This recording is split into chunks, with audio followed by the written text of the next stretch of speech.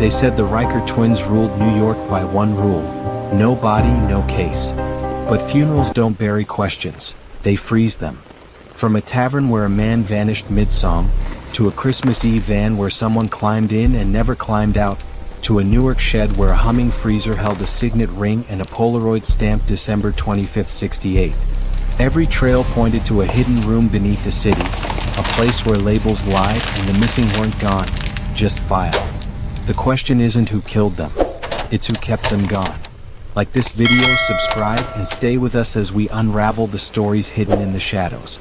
They brought the casket down Broome Street under a gray October sky, and people who claimed they hated him still lined up behind the horses. Camera shutters clicked. The driver's breath fogged. The man inside, the last surviving Riker twin, was finally quiet. New York moved around the parade like a tide around a piling. Indifferent, curious, pretending it didn't remember who used to own the night. But funerals don't bury questions. They just pack them tighter.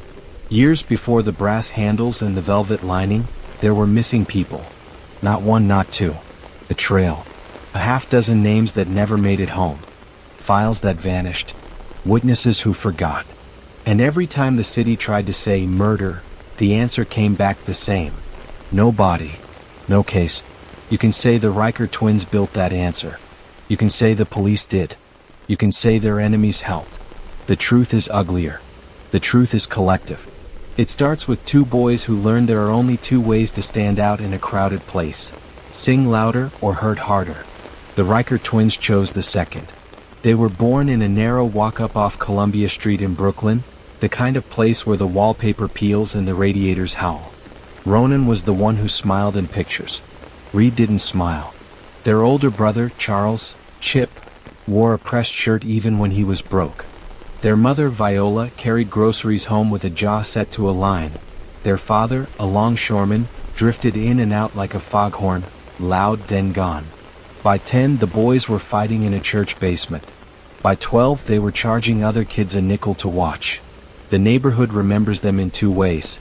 Some say they carried groceries for old women and taped up kids' wrists before Golden Gloves meets. Others say they put boys on the pavement for looking the wrong way. Both are true. In New York, saints and wolves used the same sidewalks. They grew up. The city changed. The Rikers learned a rule: if you can't collect respect, collect debt. It was the late 1960s when they bought their first club, the Savoy Nail, off a midtown landlord with a reputation for evictions and quiet envelopes. Ronan's grin at the grand opening could cut glass.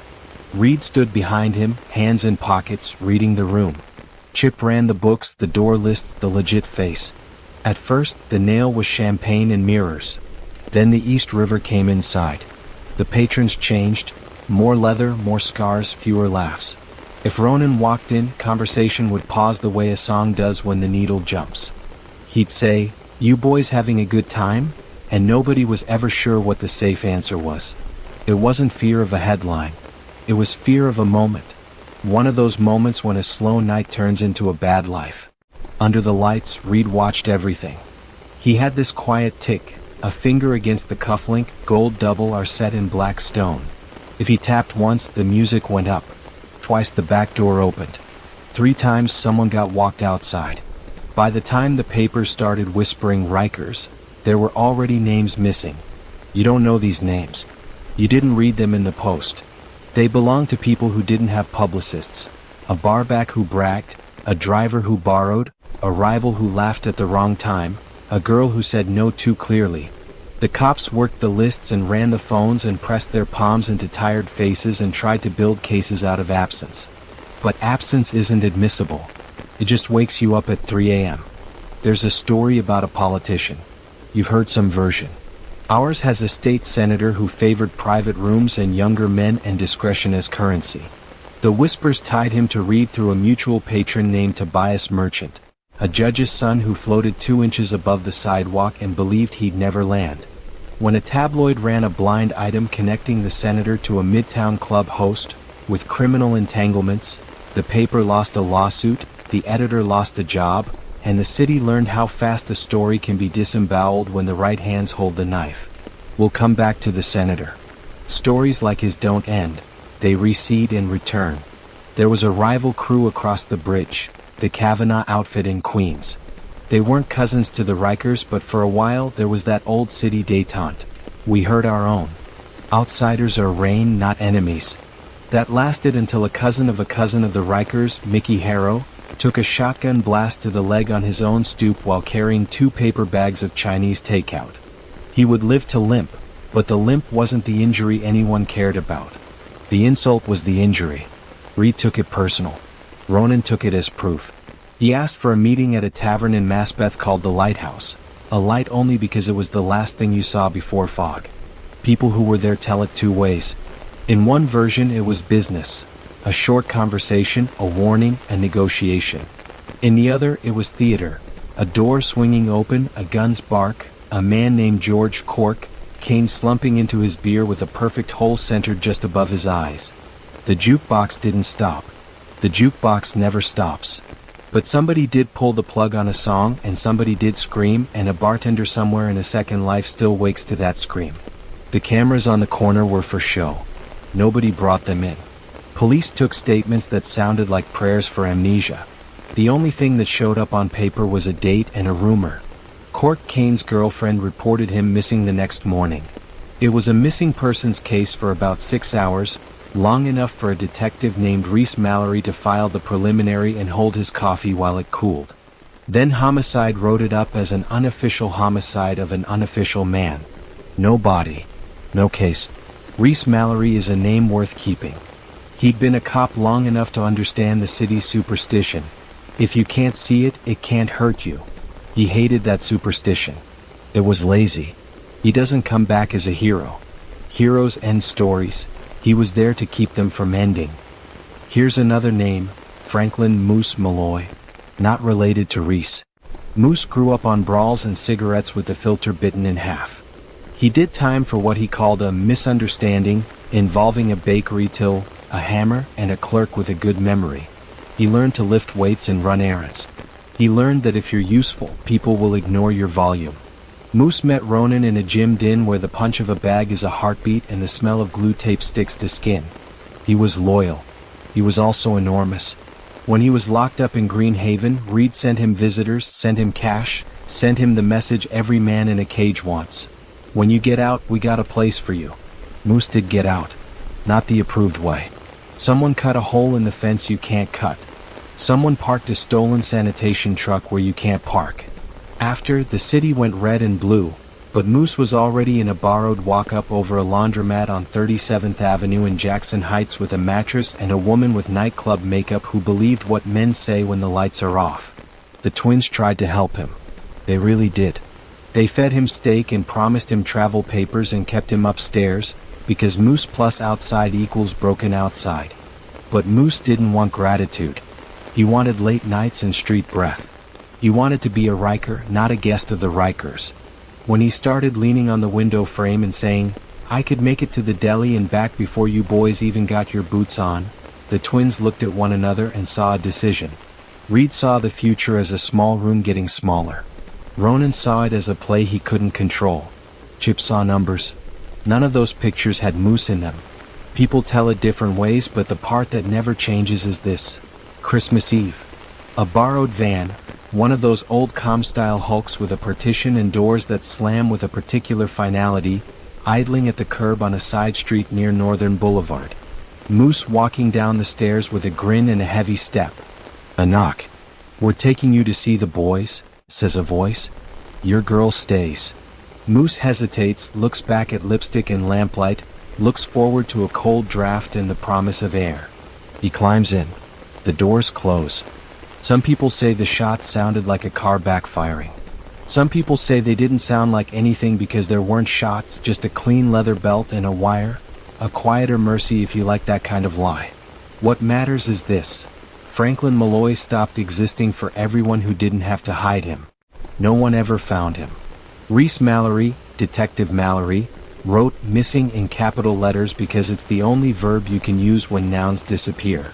There's a story about a woman. There's always a story about a woman. This one starts with Reggie Riker, because that's what they all called Reed when they wanted him to be softer. He had a habit of falling in love with first the brother, then the sister. He met a pretty boy named Danny Shea who could clear a room with a smile and mistakes he wasn't ready to pay for. Reed wanted a romance and found resistance. He pivoted to Danny's younger sister, Francesca, the kind of quiet beauty boys ruin and later call a tragedy. Francesca loved Reed the way some people love hurricanes, from a porch with bravery that looks a lot like terror. The engagement ring dulled her father's worries. The wedding photographs, those glossy, almost American dream pictures at a banquet hall in Diker Heights, dulled her mother's disapproval.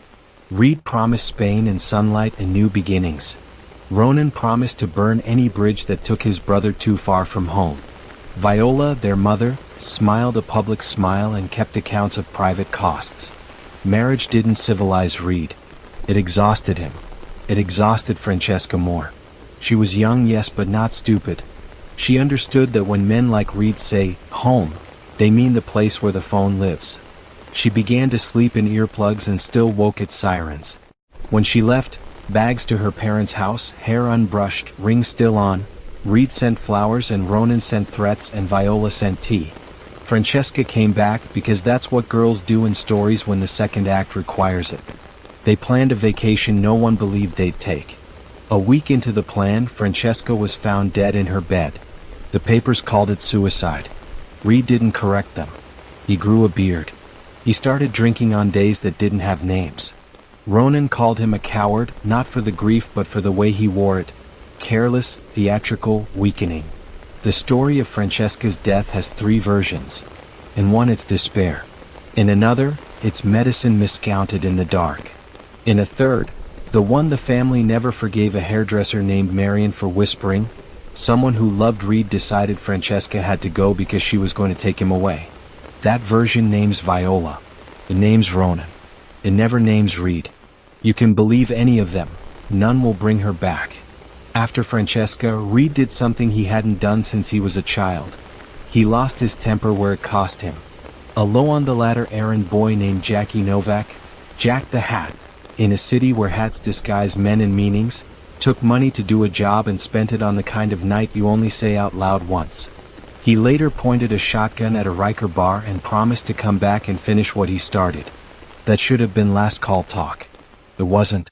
The following week, at a house party in Gravesend, someone guided Jackie downstairs to a basement with a concrete floor and low pipes. Ronan put Jackie in a bear hug and told Reed, "You do yours. I did mine." Reed used a kitchen knife. He did not stop when he should have. He pinned the man to the floorboards with metal and rage. This is where the story usually stops being missing persons and starts being murder. But even that night, nobody called 911. The Rikers handled the body the way they handled fear. They gave it to someone reliable. Meet Freddie Foreman, not his real name but the one everyone used like a uniform. Foreman was the man you called when you didn't want to call anyone. He didn't look like a grave. He looked like your favorite bartender's favorite bartender. He owned a small scrapyard in Newark and a bigger freezer than a man should own who didn't fry things. People said he could make anything go away. A car, a gun, a debt, a friend. No body, no case wasn't a slogan to him. It was workflow.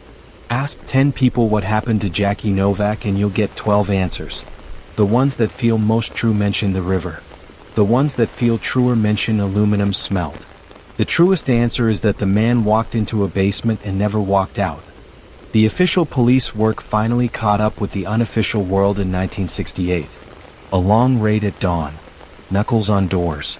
Viola at a kitchen table with a cigarette she hadn't lit. Ronan in cuffs, smiling for the flash. Reed silent. Chip calculating odds that didn't exist anymore. The trials were theater and arithmetic. Witnesses who'd smiled at the twins years earlier now looked down and swore things they had once promised never to remember. A detective named Niles Reed, Nipper, because the city loves to pretend names make you smaller, played conductor with a stack of statements and a metronome heartbeat. The judge did the one thing the twins hadn't considered. He gave them time. Not days. Years. Minimum so long they turned into weather.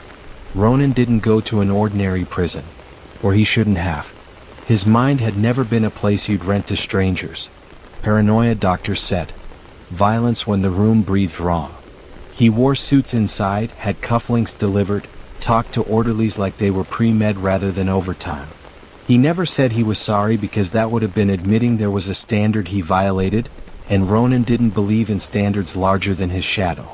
Reed tried on regret like it was a coat he might wear out. Sometimes he wore it. More often he threw it across a chair and poured another drink. Years move strangely inside. Outside they sprint, inside they circle. Friends changed their names or died. Enemies wrote books. Reporters discovered nostalgia. Young men who weren't born when the twins were busy invented respect for them. A weird sainthood earned with knives.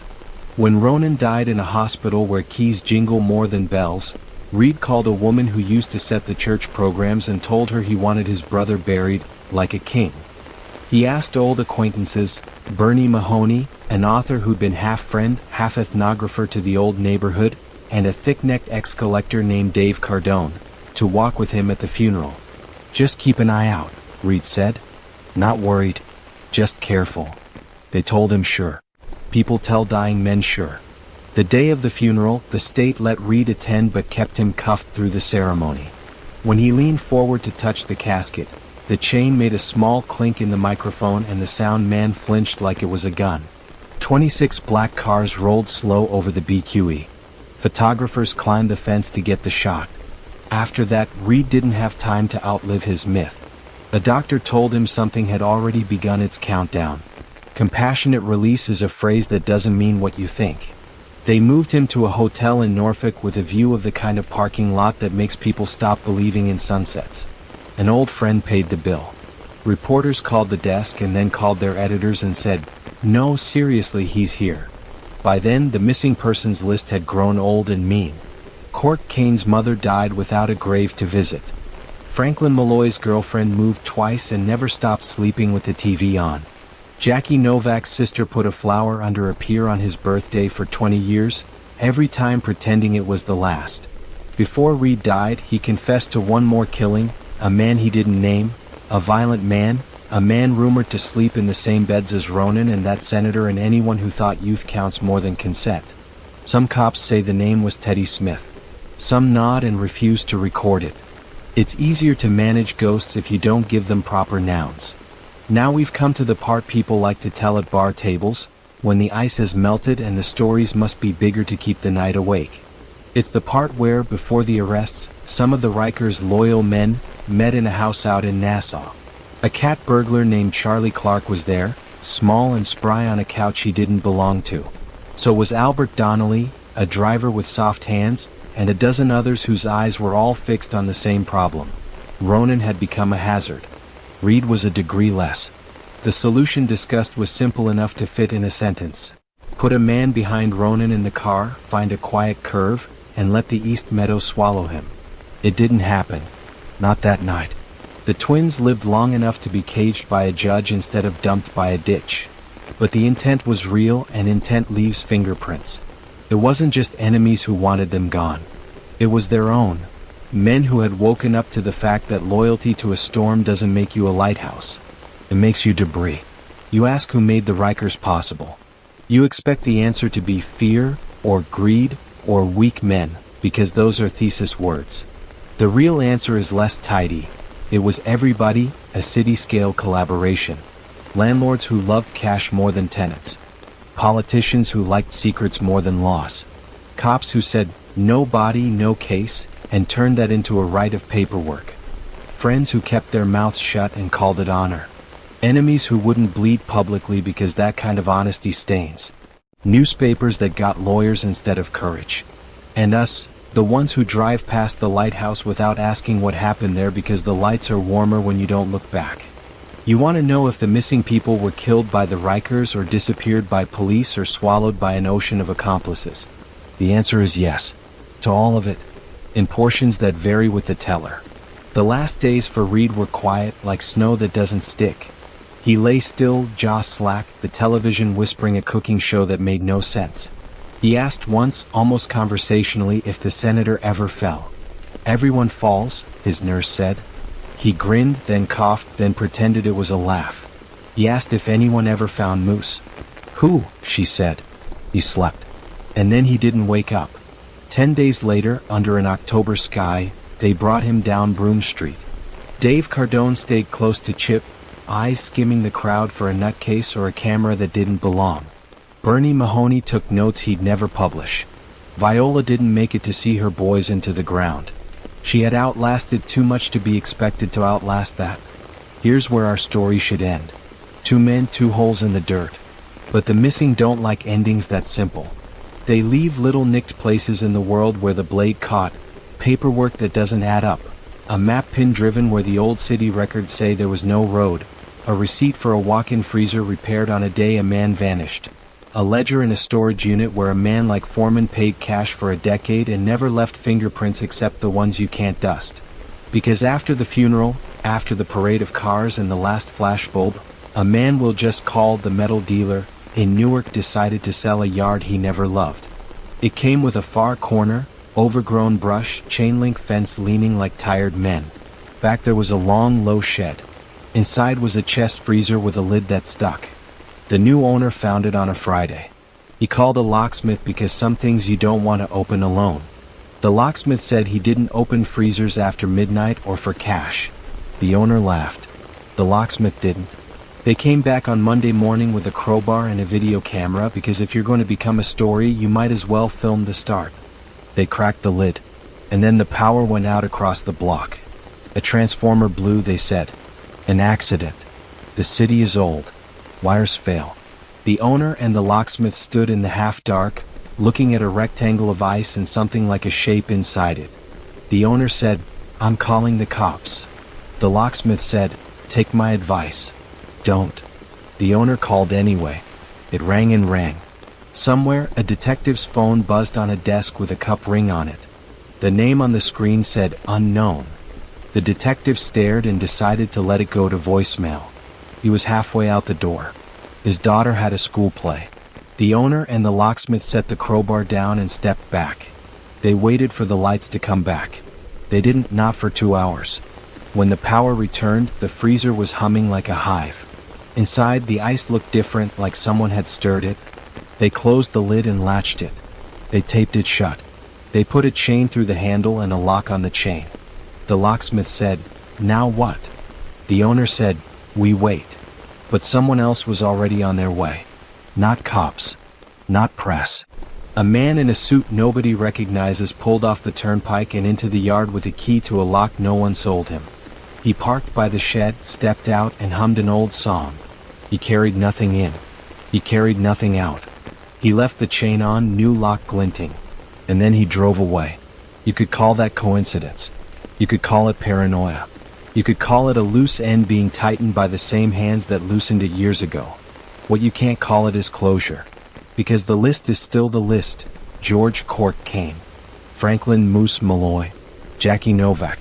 Teddy Smith if you believe in naming. And others without nicknames or cousins or obituaries. Names that belong to emptied rooms and people who taught themselves to stop asking. You want the answer to the only question that matters. Who made these men disappear? Here's a better question. Who kept them gone? And here's where we leave you, back at the shed, with the hum of a freezer and a camera that was supposed to record and a battery that somehow drained itself to black. The padlock shines in the working light. Footsteps crunch the gravel. A second set follows. Someone clears a throat. A voice says, calm as a practiced lie. Open it. The suited man left the Newark yard like a person who always exits on the right beat. His taillights dissolved into the early gray, leaving the hum of the freezer to fill the shed like a low argument. The owner stood with the locksmith in the office doorway, blinds cutting the morning into stripes across their faces. Did you see that? The owner asked. I saw, the locksmith said without saying what it was he saw. They waited for a siren that didn't come. By 10 the air smelled like wet steel and old coolant. A dark sedan bumped over the gravel, and a woman stepped out alone with a leather satchel and a badge she showed like a rumor. There if you looked, unhelpful if you didn't. Lydia Van Ness, she said. You called. I didn't, the owner began then stopped. Her eyes made the rest of the sentence unnecessary. Let me see the shed. They crossed the yard. The chain still belted the chest like a secret that wanted to look casual. The lock was new, the kind of new that shines, and not the one the owner remembered. Van Ness palmed a key from a ring that looked like a library's worth of permission and opened it without ceremony. Inside, ice stacked in neat confidence. She crouched, angled a flashlight, and the cold fog reached for her wrist when she slid her fingers into the seam between blocks. A glint surfaced in her gloved palm. A square signet ring with a black face, the RR rising in gold. Next, a brass button, hairline cracked, a scuffed maker's mark. Mar? The rest swallowed by years. The locksmith flinched at the smell of the ice. Faintly metallic, almost sweet, like a basement that remembers what it held. Tub, Van Ness said. The owner produced a clean plastic square. The ring and button went in with the care you give to little things that can ruin big lies. Under the top block, a Polaroid waited in amber. Brick wall, a hand in frame holding a cufflink with the same black face, the same RR. A date, December 25th, 68. Christmas. A joke so bleak the room winced. Close it, Van Ness said. For now. They chained and locked it, her lock this time. Back in the office, she sifted through boxes of old service slips and deliveries, building a thin stack with the care of someone arranging a bomb's wires. In the margin of multiple freezer repairs, CSBLK, cold storage, block ice. On a different ticket, a note that didn't match the parts list, BK37A. What's that? The owner asked. An address pretending to be a code, she said, and slid the papers into a sleeve. Do not open that freezer again unless I call you. If any badge but mine shows up, you call first. Why me? The owner asked. Because you called me, she said, with a smile that made the answer feel almost true. Detective Reece Mallory was halfway through shaving when the voicemail clicked over. A woman's voice, steady. Detective Mallory. A freezer in Newark. A signet ring. The letters you've been chasing since you had hair. Call me. He had less hair and more caution than when he started the Riker file, but curiosity is a muscle he never learned to rest. He called back. Van Ness, she said, answering on the first ring. Internal affairs? He asked. I prefer oversight. It scares fewer priests. What's this about a freezer? What you've been waiting for, she said. With one condition. Which is? You let me set the chain of custody, she said. We do this clean. And when the picture circulates, and it will, you don't chase credit. What picture? You'll see it before you want to, she said. First meet me in Red Hook. Bay K Unit 37A. He wrote it down like a prayer and hoped it wasn't one. Red Hook's Bay K wore salt the way old men wear cologne. Heavy, unapologetic, a suggestion of a different decade. The superintendent lifted the corrugated door 6 inches and made a noise about insurance until Van Ness arrived and ended the sentence with a form he couldn't out-argue.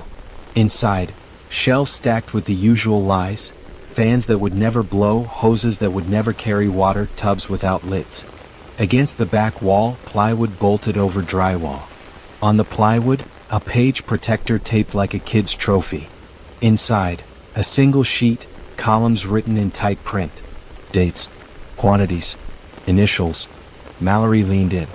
CSBLKX2. CSBLKX1. On the far right, initials neat enough to be smug. R. Read Riker, he said. Or someone who wanted you to think so, Van Ness said. Behind that, a second sheet, faded to ghost, T. Smith. No date. A place, the lighthouse. Van Ness crossed the room, tapped knuckles against concrete where concrete shouldn't be. Someone had poured a slab once, troweled it nearly flat, nearly forgettable. A fingertip pry flaked off gray to reveal black conduit beneath. Not a grave, she said. A wire. They ran a dedicated line to power a chest freezer in this unit before they moved the game to Newark. Mallory set his coffee down and stared at the yellowed work order she handed him. June 1973, Rewire Unit 37A. Install dedicated line. In the margin, a bored electrician's doodle of a square with a lid. Someone's curating our walk, he said. All good museums have docents, she replied. He considered the word and decided not to like it. Chip Riker's apartment was neat the way a body is neat after formaldehyde. Impeccable, brittle, wrong about what comes next. He watered a plant that was plastic. He answered the door before the knock finished. You brought a tub, he said to Van Ness, nodding toward the satchel. You shouldn't. We need a map, she said. From now to then. You mean then to now, he said. You're the only one left who can draw it without getting precious. He looked at the tub like it was a coffin for small things. What do you want in exchange? A name, she said. The person who keeps the labels straight. Labels? He asked, almost amused. The city's tax, she said. Freezer rentals disguised as downtime. Locker keys disguised as lost. Evidence disguised as history. Chip poured 2 coffees. My brothers had co-workers, he said. Not friends. Friends tell you no. Co-workers tell you the time. He set a cup before her and kept his hands around the other. Tobias Merchant. The judge's son, she said. He liked to be around power, Chip said. Pretended he was a maestro. He was a clerk with ambition. The kind that makes cities cough. He knew who to call when a freezer needed to be serviced at 2 in the morning. He knew how to make a key appear that the owner never ordered. He knew which officer's lost bag of evidence could be refound in a different room with a different label. And the senator? Van Ness asked, and didn't say the name because names bend rooms. You think men like that didn't know? Chip said and laughed, a short, dry thing. He never needed to. He had people who knew for him. You'll testify? Van Ness asked. In what church? He said. You want me to light a candle for a jury that thinks time only moves forward? I'll say this anywhere to anyone. What those boys did happened because people like Tobias filed it and people like your senator signed the myth. Van Ness tapped the tub. There's a ring and a button from Newark. A Polaroid in the ice. We're pulling a thread. Chip closed his eyes. Make sure you don't hang yourself with it, he said. The curator holds both ends. Give me a room, she said. He took a long breath and let it exit slow. Annex 3, he said. Sub-basement. Property and evidence. City Hall, she asked. Close enough to smell the varnish, he said. The freezer photo hit the internet before the chain of custody hit the log. It wasn't the Polaroid. It was a cleaner shot, a gloved hand palm up with the RR signet and a brass button, captioned like a press release and watermarked by 3 different nobodies before lunch. The city ducked, which is how cities bow. The union bluffed, which is how unions breathe. The mayor's office smiled like a dentist. Mallory saw it on his daughter's tablet between a cat video and a clip of a child valedictorian speech. Is this yours? She asked, proud. He didn't answer because the taste in his mouth answered for him. Copper like old pennies like history. Van Ness called. I told you about the picture. You didn't tell me we'd be beaten to our own work. We weren't, she said. We were chaperoned. By who? He asked. By the person who wants us to arrive at the right doors on time, she said. Are you ready to walk through one? Annex 3, he said. Sub-basement. She paused. Bring gloves.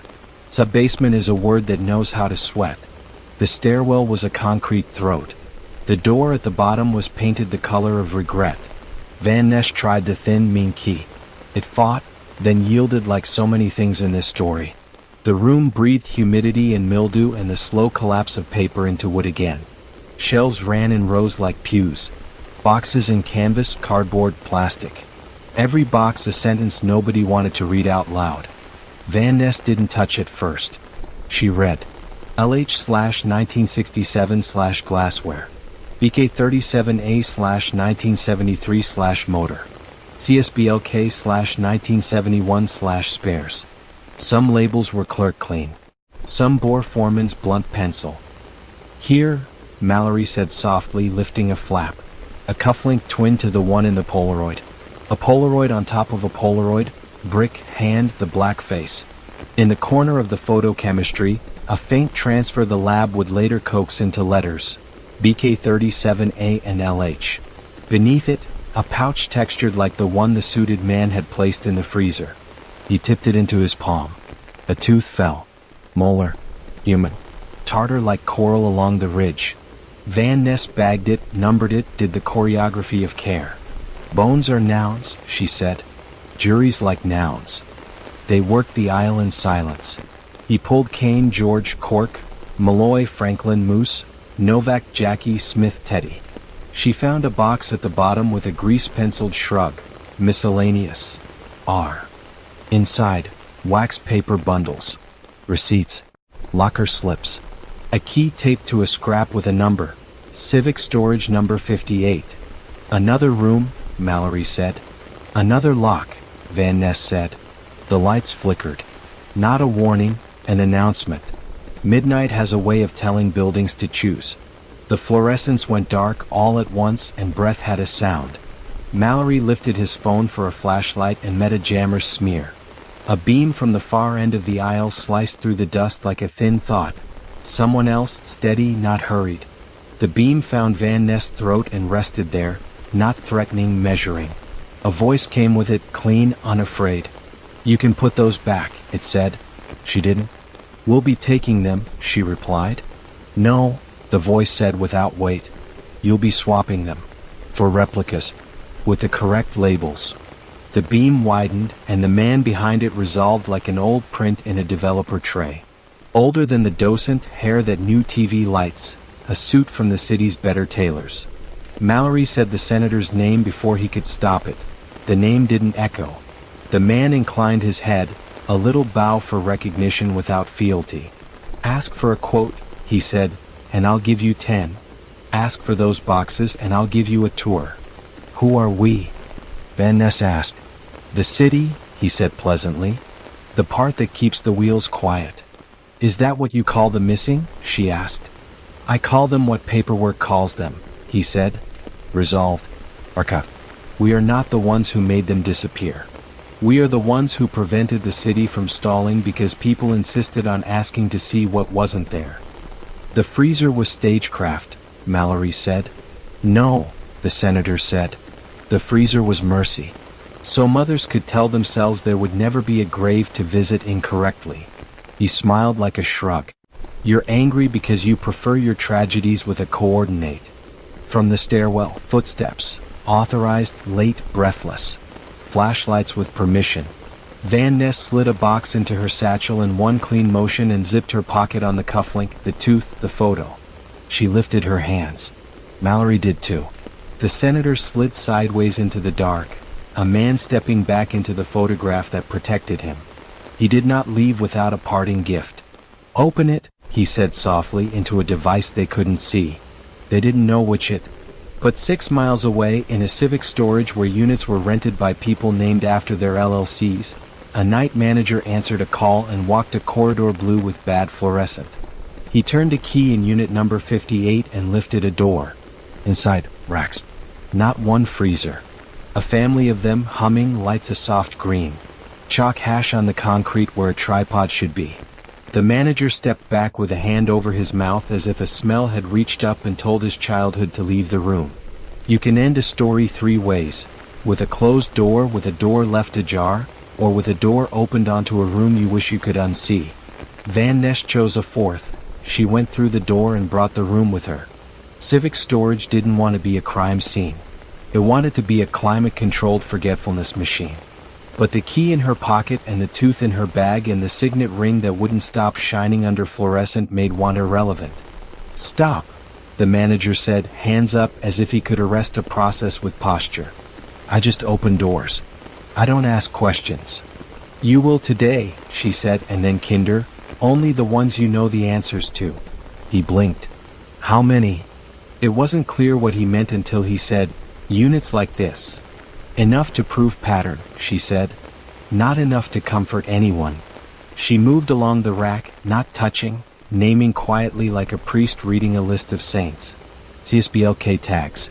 Maintenance logs with Tobias Merchant's proud little initials in pencil where a Field Force city representative waited for a signature. Mallory arrived with a warrant born of the sort of judicial favor that only cashes in when a judge has a granddaughter and a conscience about nieces who never came home. The first freezer swung open and breathed out 50 years of not telling. Inside, stratified ice like pages. The lab team set up melt capture, collecting, labeling, capturing anything that surrendered as the cold retreated. "You don't get skeletons out of these," You get artifacts that survive the cold and the commerce. Cufflinks, buttons, receipts folded into a square and stuck inside plastic. A Polaroid of a brick wall and a man's hand held out like a question that would never be answered. You get proteins and bone dust and the memory of a body. Nouns and almost nouns. Bones are nouns, Van Ness said again, when the lab called out long bone fragments from the melt. The rest is poetry, and poetry makes juries nervous. She did the slow, boring work the city hopes you don't have the stomach for. Chain of custody, cross-references with Annex 3 Unit 37A, Lighthouse, Newark Yard, Foreman's repair slips, merchants' locker rentals, a list of badge numbers who signed off on substitutions and transfers. She built a ladder from a room nobody was supposed to find to a room everybody pretended didn't exist. Then she went to Chip. "You wanted the room," she said. "I found a building." He stared at the ring in the evidence photo and then at the boxes aligned on her screen. She slid a sheet toward him, a list of initials and dates under a column marked RR. "Reed didn't write those," he said. He couldn't draw that neat unless he was trying to bribe his own conscience. His finger rested on a penciled R that someone had tried to recarve into AB. "That's not Reed. That's Tobias," she said. Chip nodded. "He used our letters to give himself a spine." "Will you say that out loud?" she asked. "I'll say this," he said, and his voice lost the careful edges and found a past. "Tobias Merchant sat in our mother's kitchen in a shirt so white it hurt and told my brothers how a freezer could be a solution to paperwork. He said there's no murder without a body and there's no body if it's clerically impossible to find one." He smiled when he said clerically. He always loved that word. It let him feel like a priest and a thief at the same time. "Thank you," she said. "You're not done," he said. "I know," she said. "You expect the senator to fall under the weight of a press conference or the revelation of a photo with his arm around a ghost. That isn't how men like him fall. They trip on timing. On a subpoena that arrives before lunch instead of after. On a donor whose daughter asks the wrong question at breakfast. On signatures he forgot to remove from a memo in 1981 when he taught a young aide how to ask for cold storage on city letterhead without looking like he was asking. A grand jury heard nouns and almost nouns and a civic education in how to hide a missing person. Tobias Merchant arrived with a lawyer who did most of the talking and a smile that did the rest. The city frowned at itself for a week and then tried to smile again. The internet did what it always does. It screamed, laughed, memed, forgot, remembered, commodified, moved on. But in court there are fewer places to move on to. Van Ness put a photograph on an easel. The cufflink from the lighthouse wall, the scratch on its black face amplified until its geometry appeared. A tiny symbol used by the city's property office to mark items for temporary retention pending litigation. Beneath it, a ledger slip with merchant's pencil slash next to the field that said City REP. She walked the jury from Newark to Red Hook to Annex 3 to Civic Storage and showed them how a freezer can be a verb. Mallory testified like a man who had been living with ghosts long enough to learn their manners. He didn't raise his voice. He didn't say the twins' names more than he had to. He said the victims' names every time. Kane, Malloy, Novak, Smith. A list that got longer when Melt yielded a new cufflink, a ring without initials, a women's earring caught in old ice like a lost comet. "Where are the bodies?" the defense asked, because that is the song you sing when your instrument is absent. "In your building," Van Ness said, and let the sentence stand without flourish. Filed. The judge denied a motion to exclude on the theory that the city can't charge itself with forgetting. The senator's lawyer objected to adjectives. The jury stared at the photographs of boxes and labels and receipts that had survived 5 mayors and a cultural habit of not pushing too hard on old doors. Tobias Merchant did not go to prison for murder. He went for conspiracy, for falsification, for obstruction, for tampering, for the bureaucratic verbs. But the room heard the nouns. And when Van Ness closed, she didn't sell righteousness. She offered a ledger. We were told for half a century, no body, no case. That was never a rule of nature. It was a service. A service ordered by men who decided grief should not inconvenience government. A service paid for by families who lost the right to know where to put flowers. The twins didn't keep these people gone. The city did. Through men like Merchant. through rooms like Annex 3, through freezers rented with codes and keys that were never supposed to be found. We can't turn ice back into what it hid, but we can stop pretending absence is neutral. Chip Riker didn't testify. He sat in the back row with his hands folded like a child learning how to say sorry. When the verdict came, guilty on the verbs, he didn't smile. He walked out into a daylight that felt like a lie and called a number he hadn't called in 20 years. It was the number of a woman who had once done his mother's hair. "I kept a box," he said when she answered. "From a storage room you weren't supposed to know about." "What's in it?" she asked. "Names," he said. "And a map to somewhere that matters to people who don't get invited to court." "Where?" she asked. "Greenwood," he said. "A section of ground with no markers. They poured concrete over it in '74 and called it maintenance. Bring a camera." Closure is a word people use when they want you to quiet down. Van Ness doesn't use it. She prefers truth with coordinates. It isn't pretty. It keeps you up. But it tells you where to stand. The ground crew at Greenwood pushed up a square of concrete that had no business being there. Beneath, dark soil layered like a bad memory. The medical examiner didn't promise families miracles. She promised process. In that soil they found things that bones leave behind when they don't leave whole. Teeth that could be matched, fragments that could be named with enough patience in the right lab. George Cork, Kane's mother, had died years earlier, but his sister came and stood with a hand on the temporary fencing, watching a backhoe scrape history in thin, careful passes. Franklin Moose Malloy's girlfriend, older now, a different hair color, the same eyes, brought a toy truck and set it on the dirt, then picked it up and kept it because leaving it behind felt like tempting the city to clear it away. Jackie Novak's sister put a Polaroid at the base of a sapling and said, "This is not enough." And Van Ness nodded because enough is a theology she doesn't practice. The senator did a press conference about modernizing record retention and funding oversight. Tobias Merchant resigned from 3 boards and was asked to leave a 4th. He appealed, then didn't. He learned that silence in a cell is not the same as the silence he curated in rooms with locks. The docent never testified. He didn't need to. He had done his job, guided visitors through a museum of disappearance until they could name the exhibits without him. Whether he was a repentant archivist or a professional opportunist remains a matter for people who write essays. The work doesn't care which, it's finished either way. Van Ness returned to Annex 3 one last time with a proper team, a judge's order, and a ladder of chain of custody forms. She stood in the aisle and listened to the room as if it might try to explain itself. Rooms don't explain themselves. People do. She found one last box labeled miscellaneous. R, that had slipped behind a shelf. Inside, a child's red ribbon charred along one edge. Not in any ledger. Not on any list. She bagged it, numbered it, and didn't tell the press. Not everything belongs to the public. Some things belong to families, and to the rare quiet that follows a name spoken correctly after too many years of being spoken around.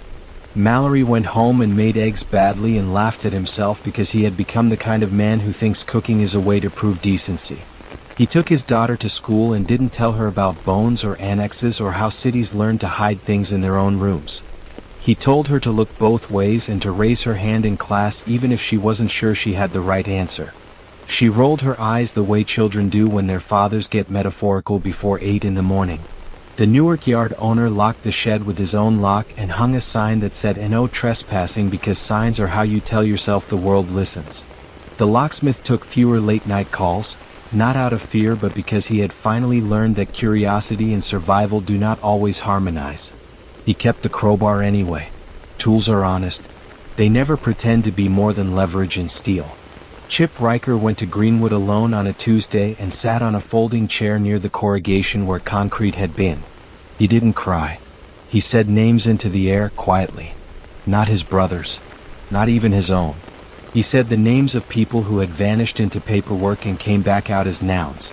When he stood to go, a woman stepped up beside him. Someone he didn't know who looked like many people he had passed on many sidewalks and never seen. She nodded at him once in the old neighborhood way that means we know what was and we are still here. He nodded back and left before the nod could become conversation because he is still the kind of man who keeps posture in case dignity is the only thing you can walk away with. A city doesn't undo its past. It documents it, if you're lucky, and learns a new habit on the days when habits can be learned. Van Ness wrote a report that no one will read twice and made a small, subversive promise inside it. No body, no case is not a rule. It's a choice.